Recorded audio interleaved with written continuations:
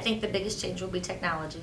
I think that technology has to be integrated into our classrooms because kids have to be able to use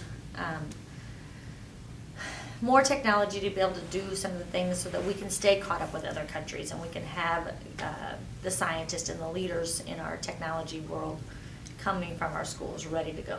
If it's used for an actual educational purpose, then it's good. I think if it's technology just for the sake of using technology, it's not good. I think that if it can be tied in productively, then I'm all for it. But if it's just to say that you use something in a classroom, for example, using computers to do a web quest where it's basically just a scavenger hunt, I don't feel that that's an appropriate use of technology. But I feel that using, for example, smartphones, like if you're having a discussion on current events and students can use those phones to look up current events and engage in a dialogue, or computers to do that at the time, like in real time, I think that is applicable, like if it relates to the learning. Unfortunately, some of our technology is just, it's at the basic level for some teachers. It's just a different way to write out a story, so I type it out. That's as much as their technology is, and I disagree with that. I think exactly what you're talking about is what we need to have in our schools. I'm a big supporter of the flipped classroom. I think it's great.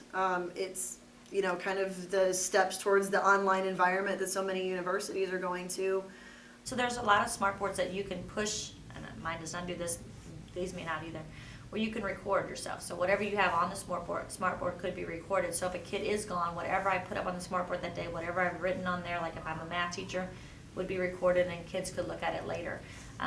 Lectures and stuff, I 100% agree that is probably my biggest issue about kids being gone or kids going to ISS is they missed class and there's no way for me to reteach. You missed it, you missed what I've said.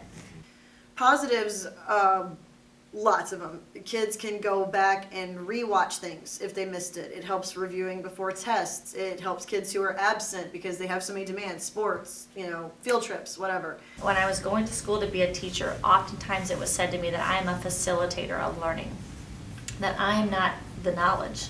I'm just facilitating how they learn, and I don't think that piece can ever be taken away or replaced completely by technology. Kids today are visual. They're born in a digital world. My son can work my cell phone. He can work a Kindle. It's crazy. So often their images are paired with text, and that's the world they're going to be going into. So I think that should be kept.